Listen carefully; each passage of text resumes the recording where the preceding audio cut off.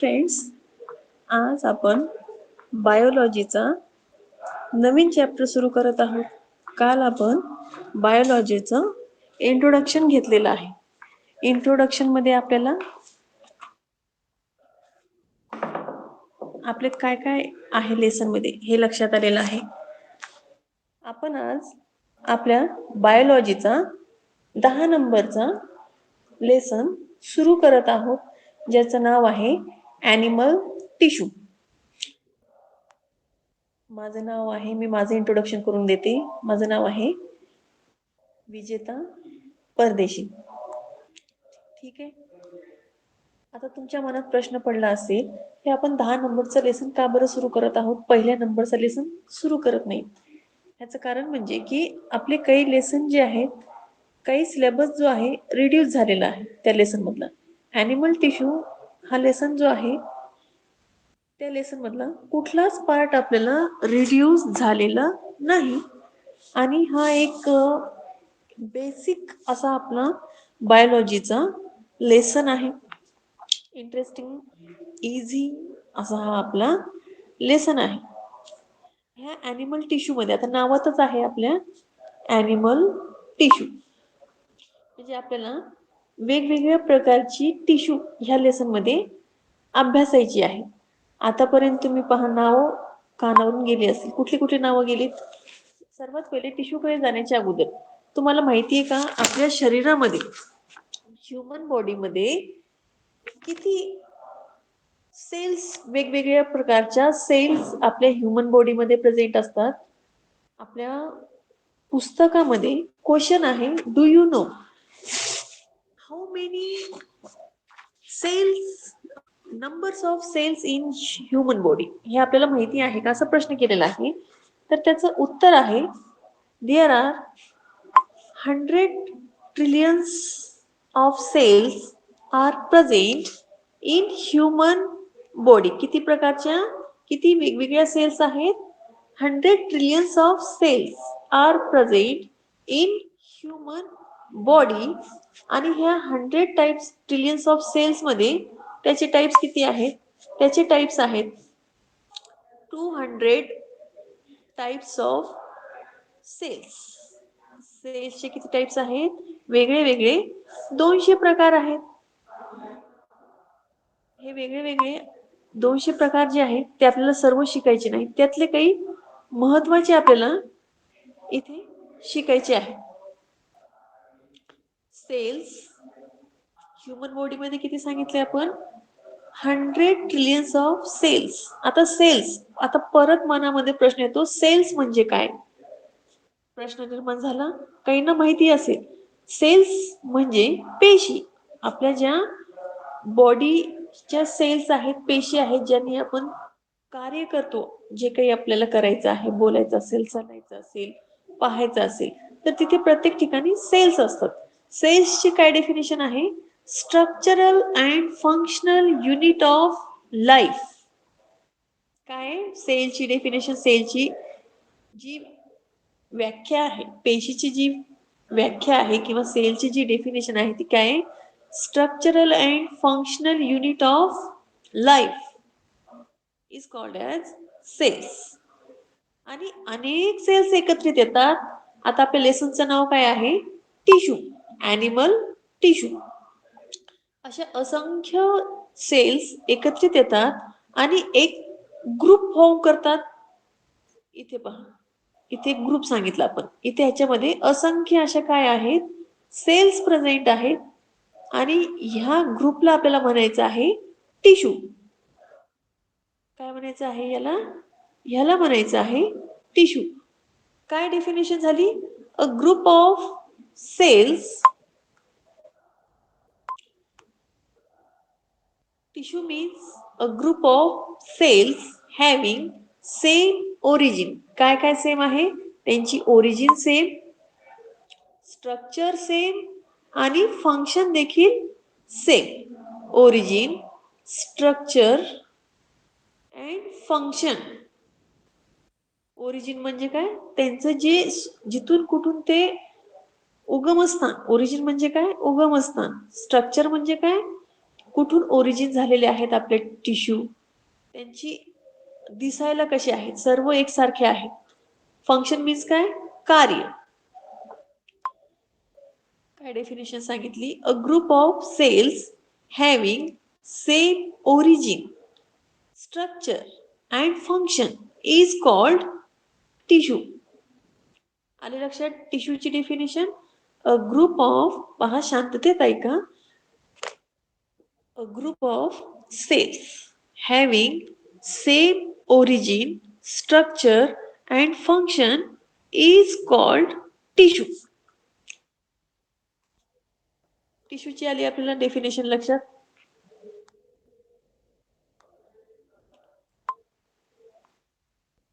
Then various tissue, खूप सारे tissue combine together in an orderly manner to form large functional unit called organs. आता एखादा organ, आता organs कुठले पहा, आपले जी आईज, डोळे, इयर म्हणजे कान, नोज, नाक, हँड्स, लेग्स, किडनीज, स्टमक, हे काय झाले आपल्या बॉडी मधले वेगळे वेगळे ऑर्गन्स झाले. तर हे ऑर्गन्स जे आहेत ते कसे तयार झालेले आहेत, खूप साऱ्या वेगवेगळ्या प्रकारच्या टिश्यूज जे आहेत त्या काय झालेल्या आहेत, त्या कंबाईन टुगेदर, त्या एकत्रित आलेल्या आहेत. आणि त्यापासून काय तयार झालेलं आहे, एक फंक्शनल युनिट तयार झालेलं आहे. त्यालाच आपण काय म्हणतो, ऑर्गन्स असं म्हणतो. इथे फॉर एक्झाम्पल आपण किडनीज,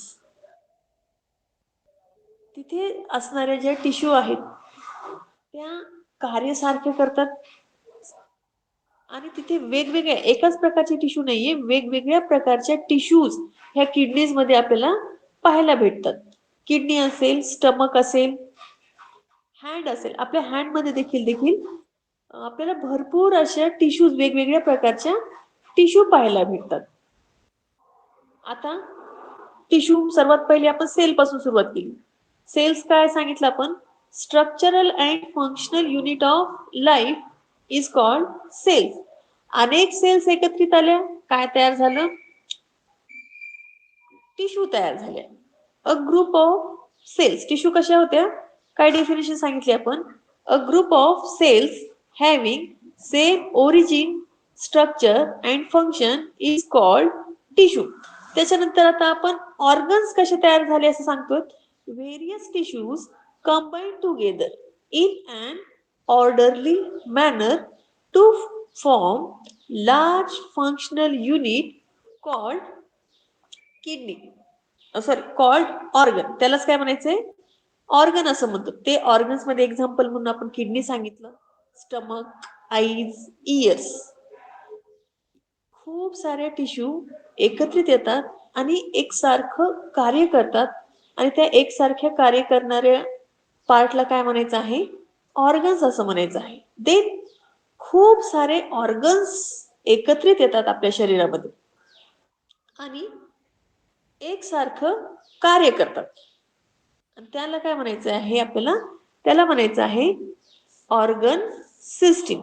काय म्हणायचं आहे त्याला, organ system.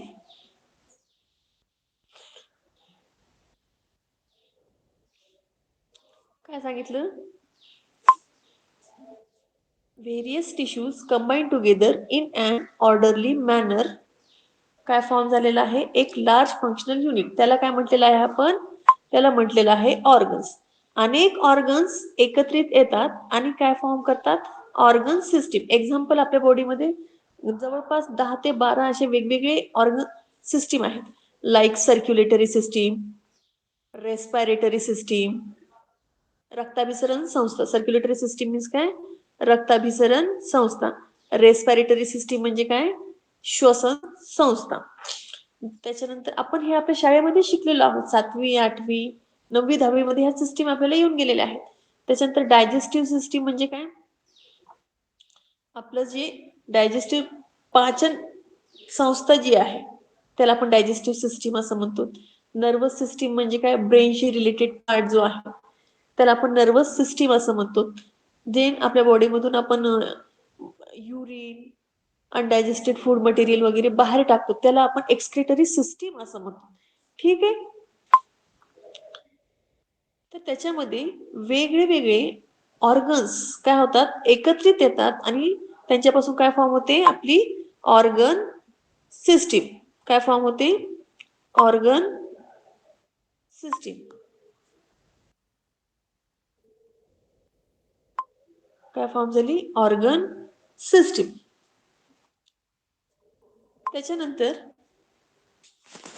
Organ system form झाल्यानंतर ह्याच्यामध्ये आपण रेस्पिरेटरी सिस्टीम सांगू शकतो, एक्सक्रेटरी सिस्टीम सांगू शकतो किंवा सर्क्युलेटरी सिस्टीम सांगू शकतो.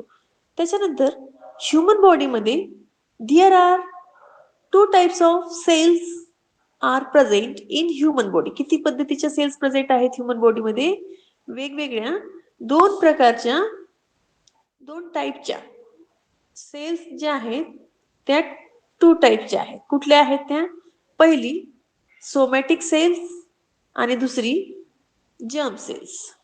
आता सोमॅटिक, सोमॅटिक हा जो शब्द आहे तो ग्रीक वर्ड आहे आणि सोमा या शब्दाचा अर्थ ग्रीक मध्ये काय होतो, बॉडी. काय होतो या सोमाचा अर्थ, बॉडी.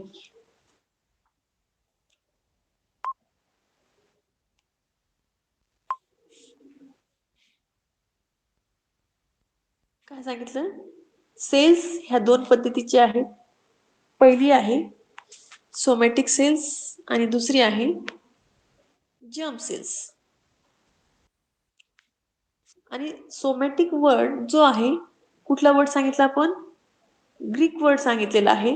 ग्रीक मध्ये सोमा म्हणजे काय, ग्रीक मध्ये सोमा म्हणजे बॉडी.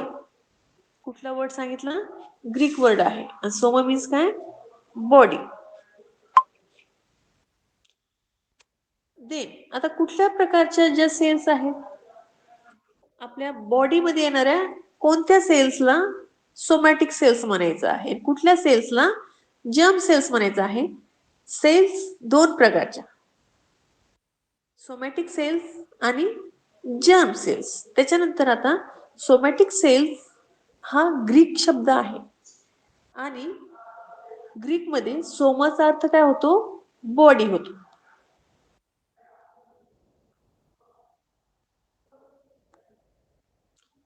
आपल्या शरीरामध्ये असणाऱ्या जेवढ्या काही सेल्स आहेत, शिवाय कोणाच्या, स्पर्म आणि ओह ह्यांच्या व्यतिरिक्त असणाऱ्या ह्या सर्व सेल्स बॉडीमध्ये असणाऱ्या ह्या सोमॅटिक सेल्स ह्या प्रकारामध्ये येतात. आता स्पर्म, स्पर्म हा काय, मेल्स किंवा बॉईज जे आहेत त्यांच्यामध्ये असणारे जे रिप्रोडक्टिव्ह सेल्स आहेत त्यांना काय म्हणतो आपण, स्पर्म्स किंवा शुक्राणू असं म्हटलं जातं. आणि मुली, महिला किंवा फिमेल ह्यांच्यामध्ये असणाऱ्या ज्या रिप्रोडक्टिव्ह सेल्स आहेत त्यांना काय म्हणायचं आहे, ओव्हा. स्पर्म, शुक्राणू मेल्स मध्ये, मुलांमध्ये प्रेझेंट असणारे साधारणतः, आणि हे आपले जे बीजाणू असतात, बीजांड, अंडे किंवा एग्स. ओव्हा मीन्स काय, एग्स. हे एग्स कोणामध्ये प्रेझेंट असतात, फिमेल्स मध्ये प्रेझेंट असतात. तर ह्या दोन सेल्स सोडल्या तर शरीराच्या इतर कुठल्याही ज्या सेल्स आहेत त्या सोमॅटिक प्रकारच्या सेल्स आहेत. ते आईज मधले असतील, डोळ्यांमधले असतील, कानांमधले असतील, नोज मधल्या ज्या सेल्स आहेत, लेग्स असतील, हेड असेल, स्टमक असेल, ह्या जिथे तिथे कुठेही तुम्ही ह्यांच्या स्पर्म आणि ओव्हा शिवाय असणाऱ्या सर्व शरीरामधल्या ह्या सेल्स ह्या कशा आहेत, सोमॅटिक सेल्स आहेत. आता ह्याच्या आपण काय सांगू शकतो,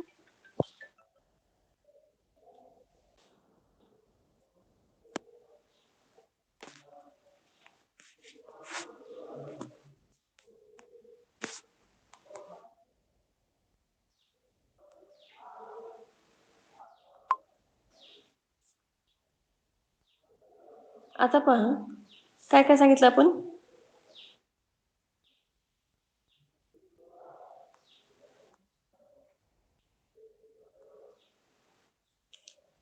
सेल्स दोन प्रकारच्या, somatic cells, germ cells. Somatic word ग्रीकचा मिनिंग काय होतो? Soma means body. शरीरामधल्या सर्व सेल्स ह्या सोमॅटिक सेल्स आहेत, एक्सेप्ट कोणा व्यतिरिक्त?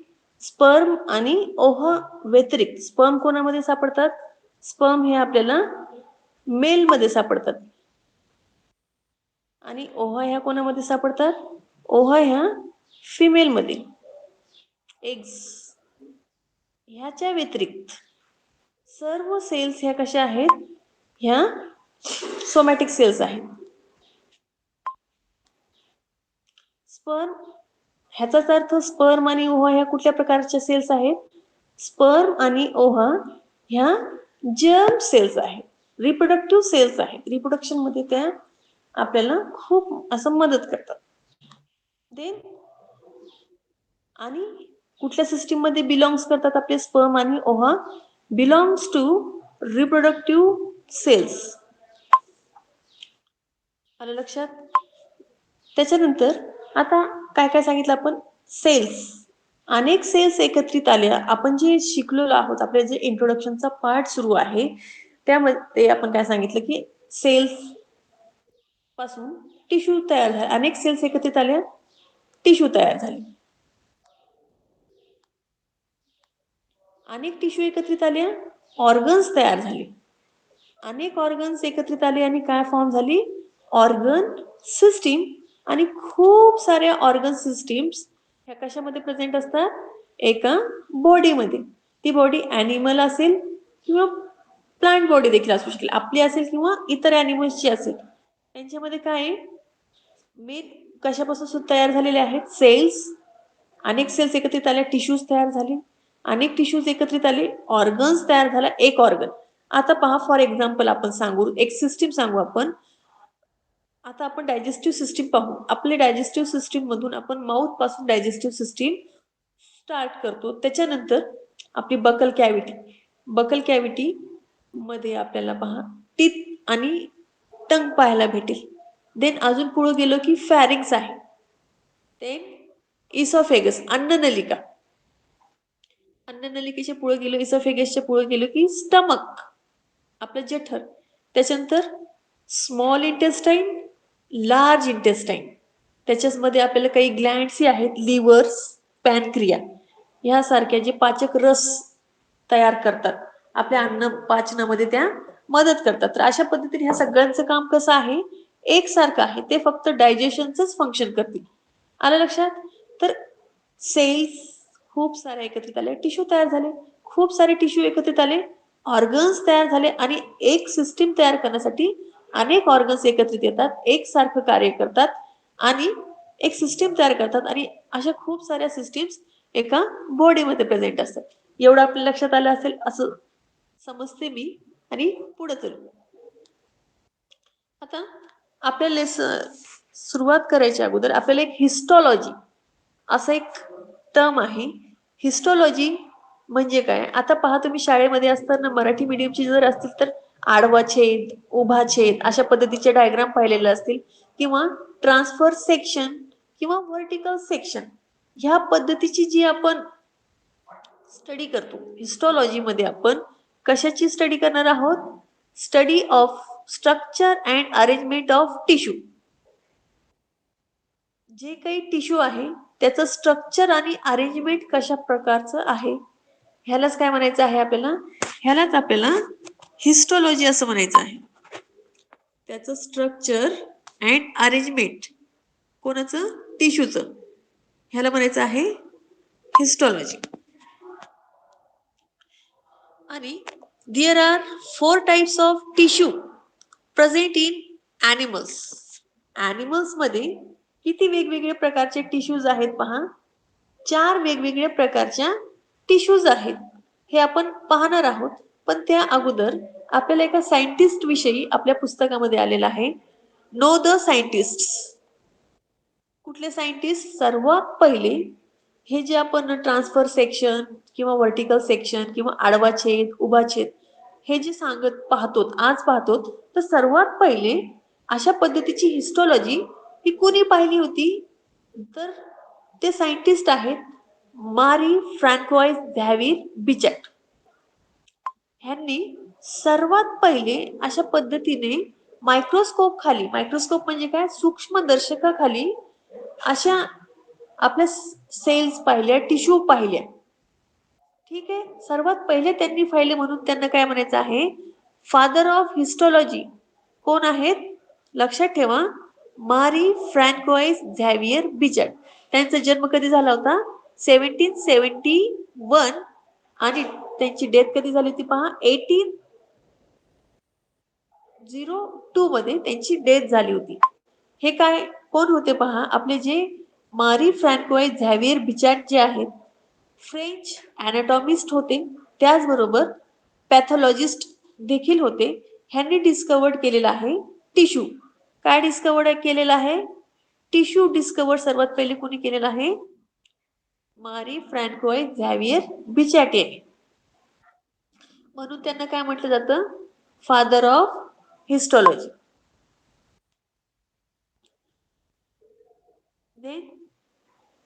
आता टाइप्स ऑफ टिश्यू कडे वळूया अगोदर.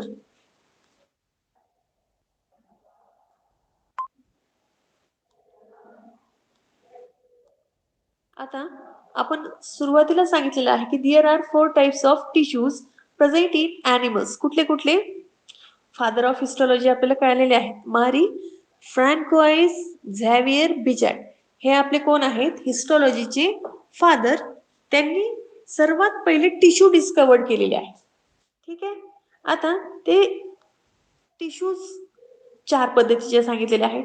Types of tissues, there are 4 types of tissues are present in animals. पहिली टाइप आहे एपिथिलियल टिश्यू. आता त्याला आपण पहा, मराठी मीडियमची जर असतो तर घाबरण्याचं काहीच कारण नाहीये, कारण एपिथिलियल टिश्यू आपल्याला जास्त चांगल्या पद्धतीने माहिती, आच्छादक ऊती कव्हर करणाऱ्या आपल्या शरीराच्या आणि शरीराच्या बाहेर असणाऱ्या ज्या टिश्यूज आहेत त्याला म्हणायचं आहे एपिथिलियल टिश्यू. देन कनेक्टिव्ह,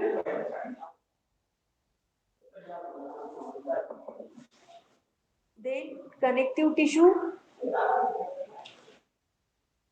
पहा, पहिला जो सांगितला आपण इपिथिलियल टिश्यू म्हणजे आच्छादक ऊती. Second connective tissue. Connective tissue म्हणजे काय, हे तुम्हाला माहिती आहे, संयोगी ऊती एकमेकांना जोडणारे, नावातच आहे connective tissue. Then third muscular tissue. Muscles, muscles means काय, आपले जे स्नायू, स्नायू जे आहेत त्यांना आपण म्हणतो मस्क्युलर टिश्यू किंवा स्नायू ऊती. आणि लास्ट टाइप आहे आपला नर्वस टिश्यू मीन्स चेता ऊती. हिस्टॉलॉजी मध्ये आलं काय काय सांगितलं आपण, की ज्याच्यामध्ये स्ट्रक्चर आणि अरेंजमेंट स्टडी केली जाते टिश्यूची, त्याला आपण हिस्टॉलॉजी असं म्हणतो. त्याच्यानंतर वेगवेगळ्या 4 पद्धतीच्या ॲनिमल्स मध्ये टिश्यूज आपल्याला पाहायला भेटतात. ते 4 टाइप कुठले आहेत, epithelial tissue, connective tissue, muscular tissue and nervous tissue. Then father of histology कोणाला म्हणायचं आहे, मारी फ्रँकोइस झॅवियर बिचॅट. इथपर्यंत आलं आपल्या लक्षात, पुढे चालायचं सोपं आहे की नाही. आता सर्वात पहिले आपण एपिथिलियल टिश्यू पाहू. सर्वात पहिला जो टाइप आहे आपल्याला एपिथिलियल टिश्यू, किंवा त्याला आपण आच्छादक ऊती असं म्हणतो, कव्हरिंग करणारी. आता एपिथिलियल टिश्यू मध्येही इपी म्हणजे काय, अभव. इपीचा अर्थ काय, इथे एपिथिलियल मध्ये 2 वेगळे वेगळे शब्द आहेत. पहिला आहे इपी आणि सेकंड आहे थेलियम. इपी मीन्स काय, अभव, आणि थेलियम मीन्स काय, लेअर ऑफ सेल्स. अभव म्हणजे काय, च्या वर असणे, एखाद्या गोष्टीवर प्रेझेंट असणे. आणि लेअर ऑफ सेल्स म्हणजे थर. आता पहा आपली स्किन, पहा स्किन एक लेअर दिसते, एकसारखा लेअर, आणि ते आपल्या ऑर्गनच्या वर असेल किंवा ऑर्गनच्या आत असेल, इपिथिलियल टिश्यू. देन स्ट्रक्चर पाहून घेऊ. आता इपिथिलियल टिश्यू जे आहे ते काय करतात, epithelial tissue forms a covering of inner and outer surface of body and organs. काय करतात ह्या? एक कव्हरिंग प्रोड्यूस करतात इपिथिलियल टिश्यू इनर और आउटर सरफेस ऑफ बॉडी किंवा ऑर्गन्स. आता आपली स्किन पहा, आउटर कव्हरिंग आहे. त्याच्यानंतर आता सपोज ही आपली आहे ब्लड वेसल. ठीक आहे. ह्या ब्लड वेसलच्या आतून सुद्धा ह्या सरफेस वरती अशा इपिथिलियल टिश्यू फॉर्म झालेले असतात. ठीक आहे. सरफेस म्हणजे काय? जो पृष्ठभाग आहे. इनर मीन्स आतील, आउटर मीन्स बाहेरील. जो बाहेरील किंवा आतील जो काही सरफेस आहे त्याच्यावरती इपिथिलियल टिश्यू काय करतात? एक कव्हरिंग फॉर्म करतात. देन सेल्स कशा असतात? Cells are compactly arrange with intercellular matrix. आता एक डायग्राम लक्षात घ्या तुम्ही. सेल्स ह्या ज्या आहेत अगदी जवळ प्रेझेंट असतात. अगदी जवळ, इतक्या जवळ, खूप जवळ प्रेझेंट असतात. आणि ह्यांच्यामध्ये जो काही गॅप आहे दोन सेल्सच्या बिटवीन आपल्याला दिसणारा जो गॅप आहे तो अगदी कमी दिसतोय. ठीक आहे. ह्याच्यापेक्षाही कमी असतो. इथे आपला जास्त झाला. तर ह्याच्यामध्ये ह्या गॅप मध्ये काय प्रेझेंट असतो? इंटरसेल्युलर मॅट्रिक्स प्रेझेंट असतो. दोन सेल अगदी कॉम्पॅक्टली जवळ आहेत. जो काही थोडा बहुत त्यांच्यामध्ये प्रेझेंट असणारा जो काही गॅप आहे, स्पेस आहे, तो कशाने फिल झालेला असतो? इंटरसेल्युलर मॅट्रिक्सने तो काय झालेला असतो? फिल झालेला असतो.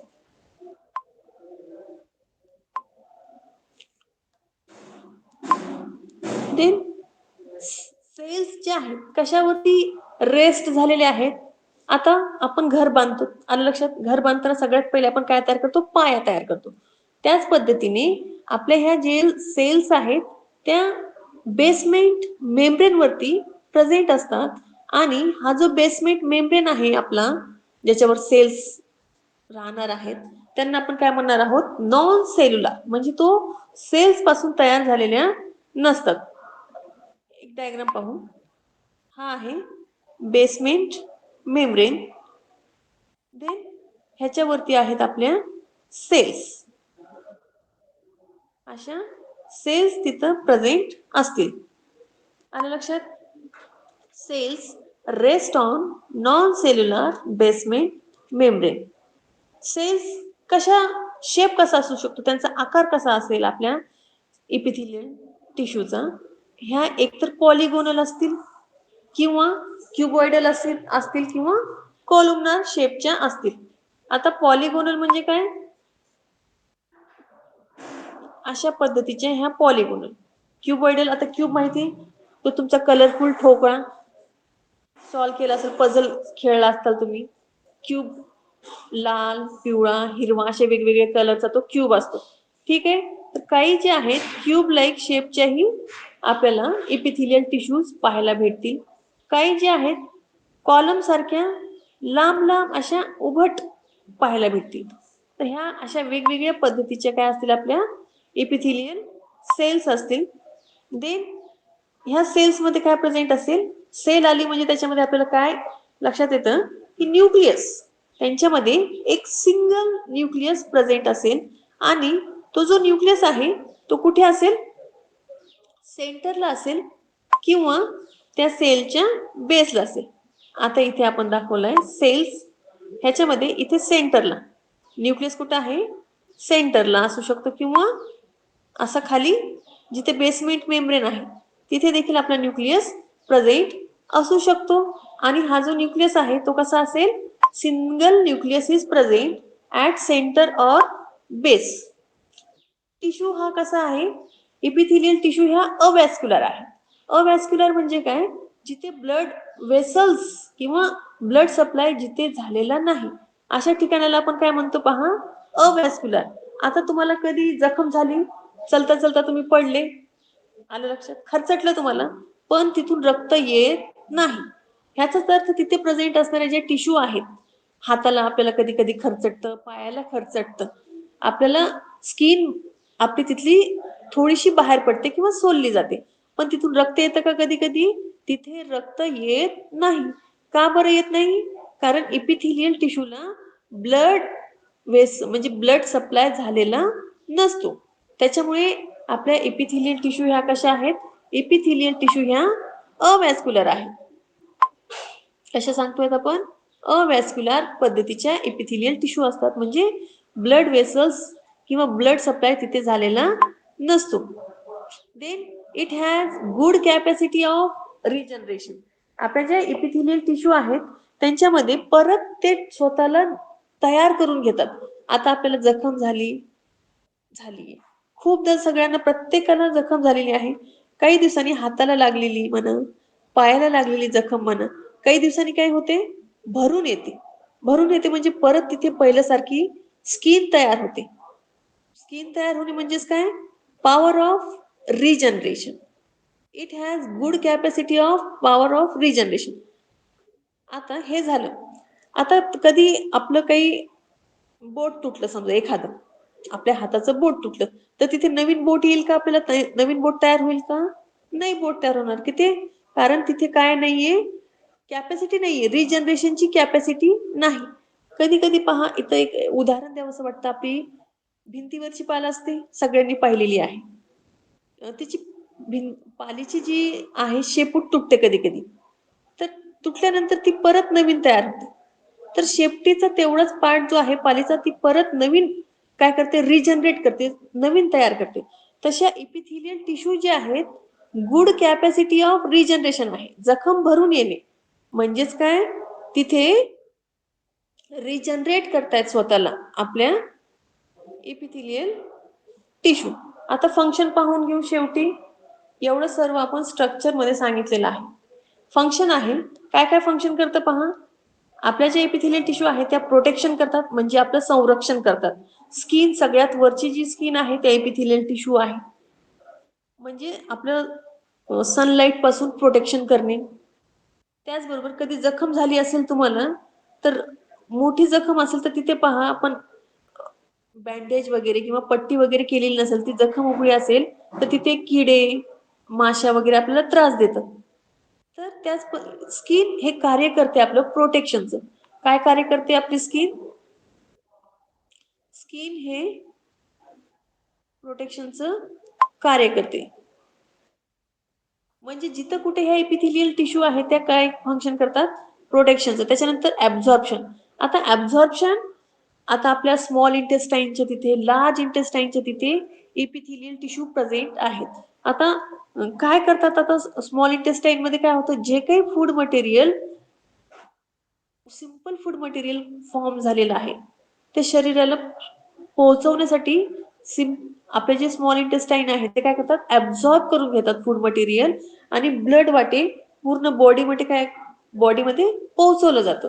देन ट्रान्सपोर्ट करणे. आता ट्रान्सपोर्टेशन हे कोणाचं काम आहे पहा. लंग्स काय करतं? ऑक्सिजन घेतं आणि कार्बन डायऑक्साईड बाहेर रिलीज करतं. ट्रान्सपोर्टेशन हे ऑक्सिजन आहे किंवा जे काही न्यूट्रिएंट्स आहेत ते आपल्या ब्लड थ्रू, लंग्सद्वारे, हार्टद्वारे पूर्ण बॉडीला काय केला जातो? ट्रान्सपोर्ट केला जातो. लंग्सद्वारे ऑक्सिजन बॉडीला काय केला जातो? प्रोव्हाइड केला जातो. ब्लड वाटे न्यूट्रिएंट्स हे काय केले जातात? ट्रान्सपोर्ट केले जातात. म्हणजे ट्रान्सपोर्टेशन मध्येही इपिथिलियल टिश्यू हेल्प करतात. Then filtration. आता फिल्ट्रेशनचं कार्य कोणाचं आहे आपल्या बॉडीमध्ये? फिल्ट्रेशनचं कार्य हे आपल्या किडनीचं आहे. किडनीमध्ये आपले ब्लड काय केला जातो? फिल्टर केला जातो. जे अनवॉन्टेड टॉक्सिक सबस्टन्सेस आहेत ते युरिन थ्रू आपण आपल्या शरीराच्या बाहेर काढतो. ह्याचाच अर्थ किडनीच्या तिथे असणाऱ्या जे टिश्यू आहेत त्या कुठल्या आहेत? फिल्ट्रेशनचे कार्य करणारे ह्या आपल्या इपिथिलियल टिश्यू आहेत. देन सिक्रिशन, जिथे ग्लँड्स आहेत, आपले थायरॉइड ग्लँड असेल, पिट्युटरी ग्लँड असेल, किंवा सलायवरी ग्लँड, माउथ मध्ये असणारी जी सलायवा आहे, लाळ ग्रंथी आहे, ती सुद्धा सिक्रिशन करते. पहा, चिंचाचं नाव घेतलं की काही जणांच्या तोंडाला पाणी येतं. तर ते तोंडाला पाणी येतं म्हणजे काय? तिथं सलायवा बाहेर पडायला सुरुवात होते, त्यालाच म्हणायचं आहे सिक्रिशन. तर अशा पद्धतीने आपले इपिथिलियल टिश्यू जे आहेत ते आपल्या शरीरामध्ये कार्य करतात. फंक्शन करतात protection, absorption, transport, filtration and secretion. Then epithelial tissue हे आपल्याला शिकायचे आहेत. एकूण 7 इपिथिलियल टिश्यूचे आपल्याला अभ्यास करायची आहे. त्यात इपिथिलियल पहिली टिश्यू आहे. त्याच्याकडे जायच्या अगोदर इपिथिलियल टिश्यू ह्या 2 पद्धतीचे आहेत. सिंपल इपिथिलियल टिश्यू ज्याच्यामध्ये आपल्याला काय पाहायला भेटतं पहा, सिंगल लेअर ऑफ सेल्स. जो काही लेअर असेल तो एकच लेअर असेल त्याला आपण म्हणतो, इथे आपण सांगितले पहा, हा कसा आहे सिंगल लेअर ऑफ सेल, तर ह्याला काय म्हणायचं आहे सिंपल इपिथिलियम. एकच लेअर पासून तयार झालेला आहे. देन सेकंड आहे कंपाऊंड इपिथिलियम. कंपाऊंड इपिथिलियम हा कशापासून तयार झालेला आहे, is made up of 2 layers of 2 or more layers of cells.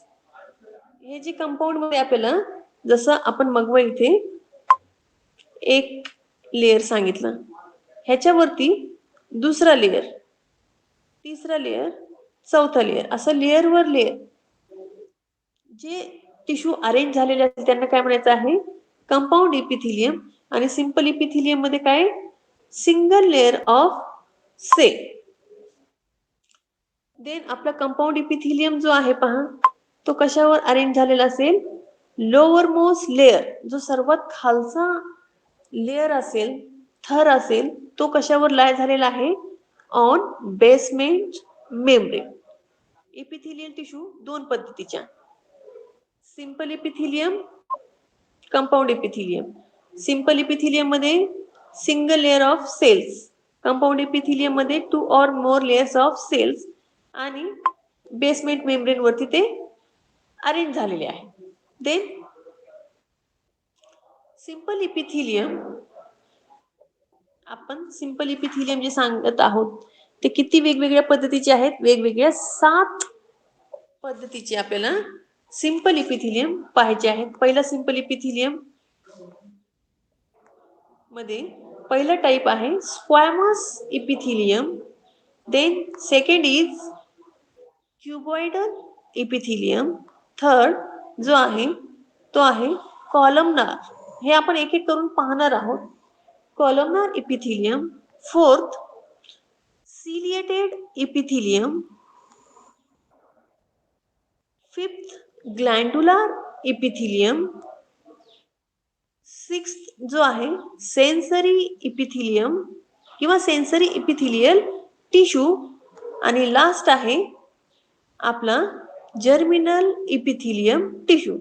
तर हे झाले आपले सिंपलचे 7 वेगवेगळे टाइप्स, सिंपल इपिथिलियमचे 7 वेगवेगळे टाइप्स. तर आज इथे आपण सध्याला थांबून जाऊ. पुढचं जे आहे आपण ह्याच्या पुढे ते आपण उद्यापासून सुरू करू simple epithelium टिश्यूची study.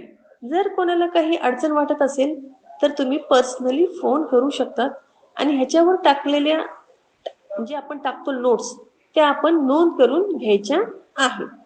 Okay, thank you.